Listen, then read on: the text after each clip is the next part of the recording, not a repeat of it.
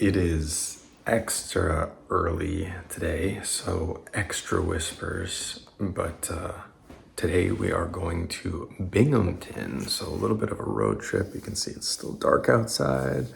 I had to get up at 5:15 so I could get my breakfast in and hopefully go to the bathroom before we get on the road. Mike is meeting me at 6:30. Here's Mike arriving just on time. Tyler is going from our team as well. So it'll be the three of us, and then Greg Sykes is also coming from Buffalo, but he's on a different team. But this is gonna be a fun one. It's a nice circular track with one killer hill, I guess.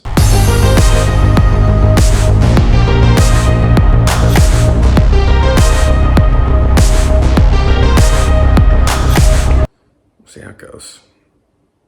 4 hours later, we made it to Binghamton. Beautiful view here. Just got registered and we are ready to go. The earlier race is going on right now. Checking that out and gonna get kitted up and get our warm-up in.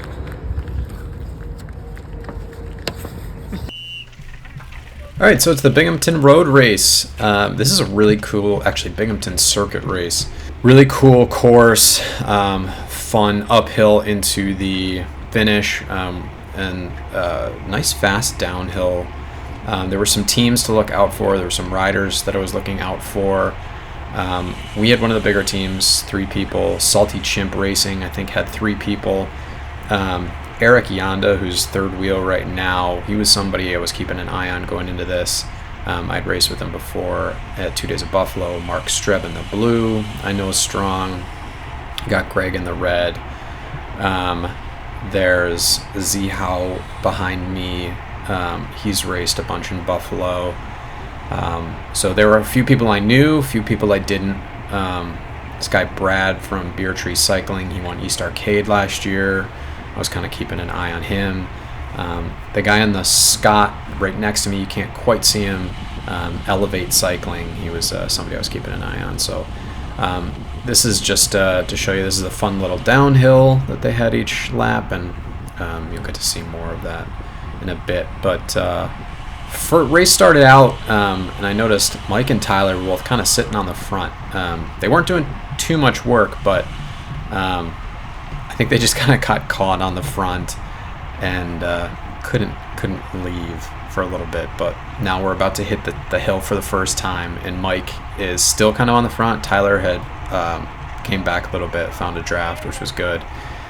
But I'm just trying to feel out this hill the first time we do it, and I see that Mike actually pulls away.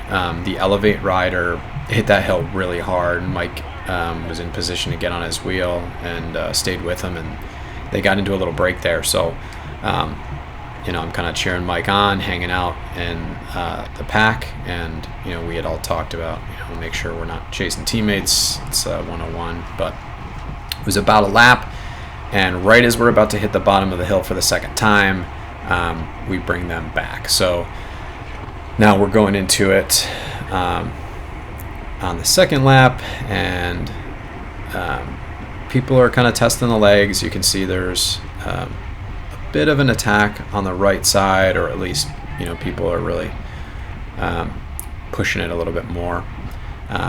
Make sure you subscribe, like, comment, all those things. Just a little reminder. Appreciate it. It really does help the channel. But things are pretty strung out. We've this is actually this is the third lap. So yeah, that was the second time up the hill, and just trying to kind of stay in the draft. I know Mike's pretty tired at this point, and then I actually see a little attack go on the right, and I'm thinking, Mike's not going to want to go with this. So that's my job to make sure I get on it. So sad. I just saw Greg raise his hand in the background there. So he drove out 4 hours each way and flatted on the second lap. It's just such a bummer. I feel really bad for him. But, the race goes on. And we're flying down this downhill, and Mike comes ripping past. He was able to keep a lot of speed on that downhill, and I was always able to get some good speed there too. I didn't want to jump on Mike's wheel, but really things just got kind of strung out. It doesn't really even create a break.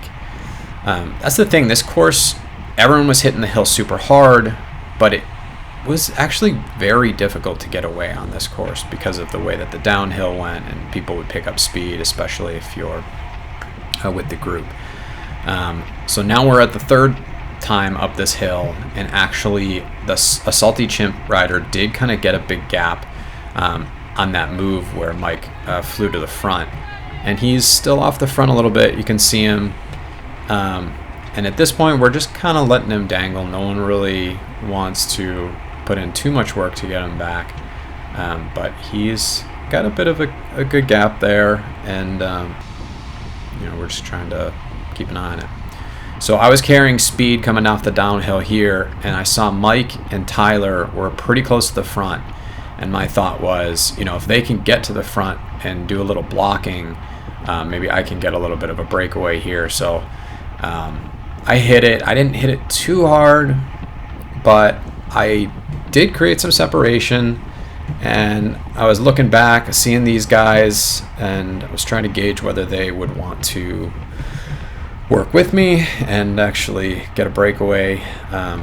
It just seemed like every time there was a breakaway that I was in, people didn't really want to do a work, except for one time, and it just based off of where we got separation, it didn't work. I'll show you that one, but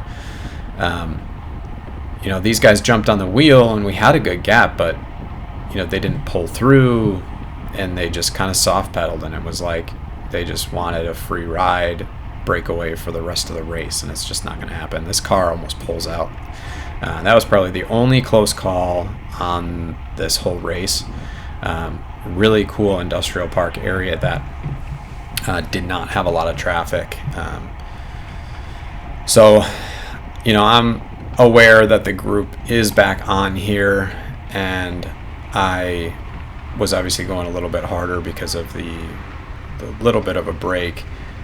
So I'm just kind of okay with filtering back on the climb here and just trying to keep an eye on people, make sure no major attack happens. But I filtered back a little bit, and ideally wanted to catch a draft, but I do see these guys kind of go off the front, and I think about following, and then I realize that's not a really good idea. I've been off the front. I just filter back, and again, it does all pretty much come together. So here we're coming off the downhill. I see Mike has a little bit of a gap, and he's with that Beer Tree Cycling guy, which I know, I know he's strong, and so I actually get next to Tyler, and I tell Tyler, let's sit on the front and actually see if they want to get some separation. And Mike knows that guy's strong, but I think he just wanted to have Brad do the work, so he wasn't really pulling through. And then these guys all attack. Meanwhile, I was telling Tyler, let's just soft pedal, but now I'm like, all right, we gotta jump on the wheels now. These are all the strong guys are up the road at this point. So it just lines out. We don't have to do too much work, and it all comes back together. So this is 7th time up the hill, and things are pretty strung out. I'm just trying to stay near the front because people are starting to get tired, and that's when things happen. Gaps can open, people make moves. I think this is still the Salty Chimp rider, and I know that I can carry some good speed on the downhill. So I figure, well, I'll get on the front and I'll do a little bit of work just by trying to keep the speed high. But I'm, I don't want to go over threshold, so that's basically what I'm doing. I'm staying under 300 watts and just letting my momentum carry us and see if I can help close the gap a little bit on this guy without having to do too much work. So this was a really fun downhill. It was just, everyone was safe. It wasn't so fast that it felt scary. It was a nice little sweeping turn, and a welcome relief for us bigger guys who have to get up that hill. So I do put in a bit of a dig here because I actually saw that a gap was starting to open just with me not even doing work on the downhill. So you can see Mark is behind me, and then we got one other salty chimp rider. We've got a good gap, and I had barely done any work, so I did put in a little bit of dig there just to see what would happen. And I flicked the elbow, Mark pulled through, and then I realized, okay, well, we got a salty chimp guy here, and he's got a teammate up the road, so he's not going to pull through. I tell that to Mark, and then I kind of stupidly decided to just bring the guy back myself. So I brought him back. The field's really strung out at this point, and people are starting to hit this hill hard, just I think to see if at this point people just pop. Like, they're not crazy attacks, but gaps were starting to open just because at this point in the race people are really sapped, and that hill's gonna sting. So I'm trying to stay near the front and see if I can get another little breakaway. And this is maybe too big of a group, and no one really knows how to get organized here. But people start yelling at each other, hey, we've got a gap, like, let's do some work. And I think about getting to the front, but I'm kind of boxed in, and I can't really do that to get this group moving. So I'm kind of telling people to just pick it up a little bit, and by the time we actually get in line and get things organized, we're on the downhill and things are already coming back together. So it was just kind of a weird place. I mean, you really got to keep the power on consistently from the hill, the main hill, all the way through. I mean, you can even pedal through the downhill, keep your speed up as high as possible, and then there's a bit of a bump after the downhill that you could maybe keep pushing through, and maybe that would get you to break away. But it's, for as much of a feature as this course has, it seemed very difficult to actually get into a breakaway. So there were a few points when I found myself off the front, but it was they were short-lived. So now I'm on the front for no real apparent reason. Things are together, so I'm not doing too much work. There goes Eric, who again I know is a very strong rider. I'm sitting on the front. I don't want to be the one to carry the whole field. I kind of yell at everybody like, is anybody going to do work here?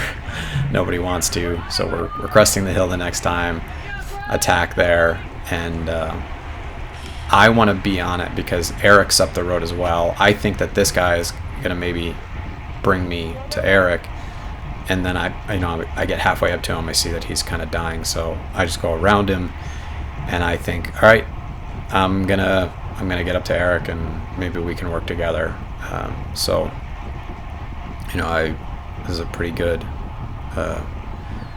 effort for me. I just never quite figured out where was a good place for a breakaway. Again, we got a nice gap. I yell out to Eric,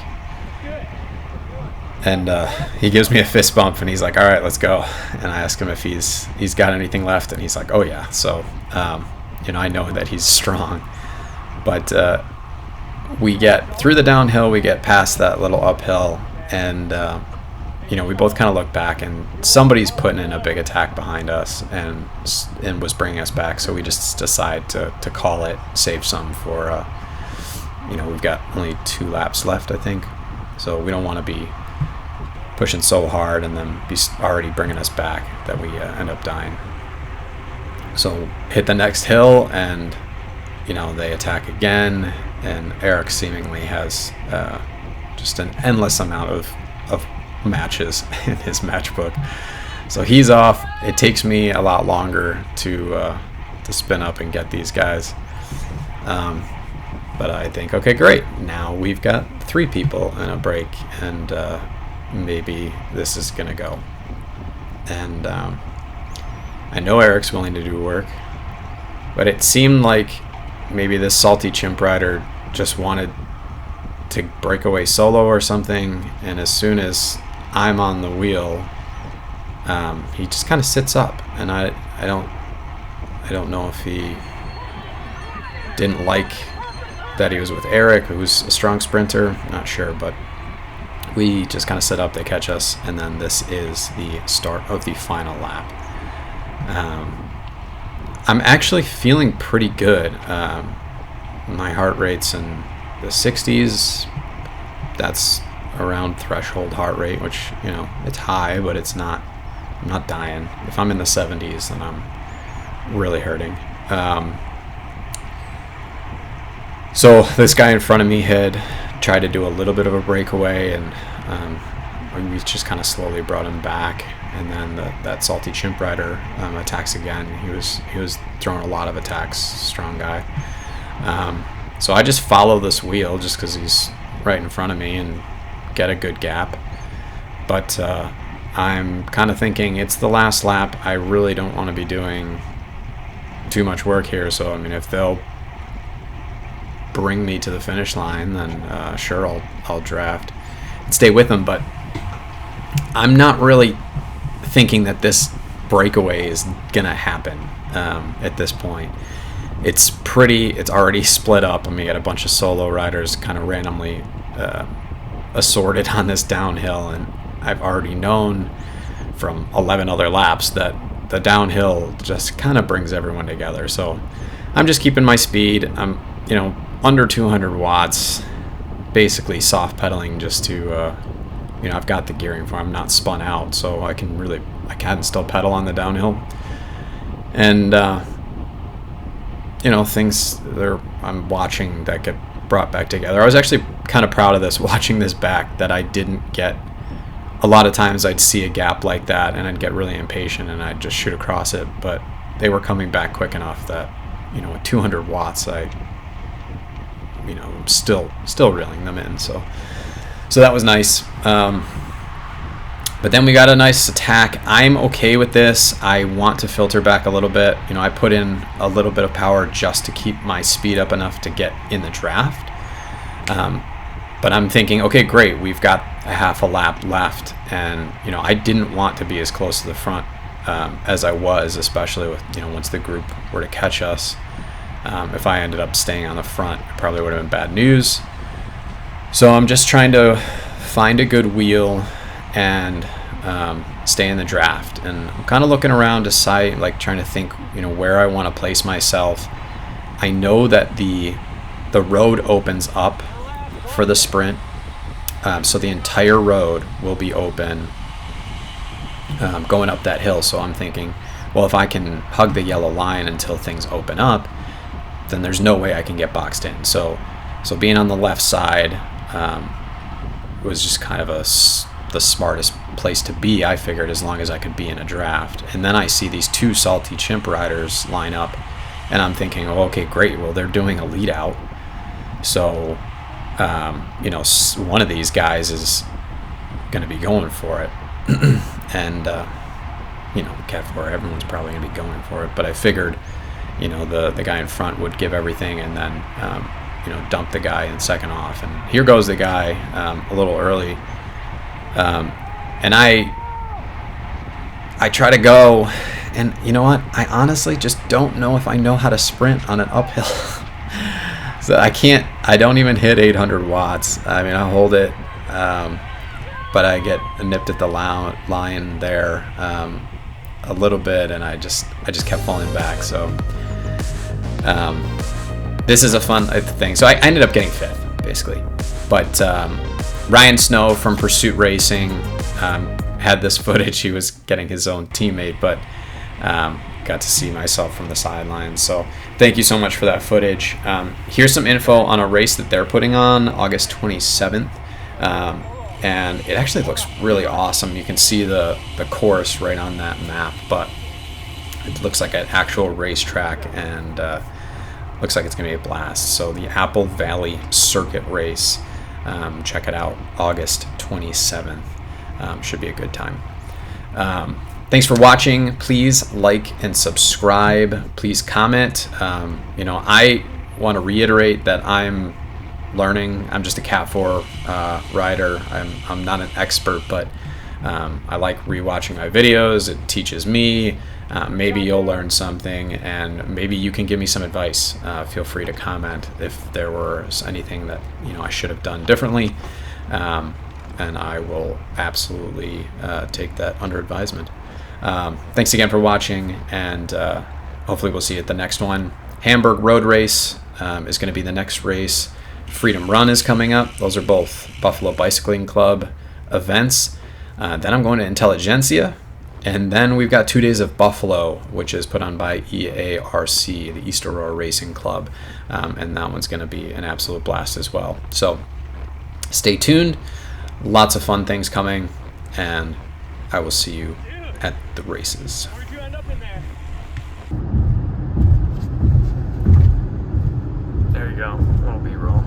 Woo! Good place.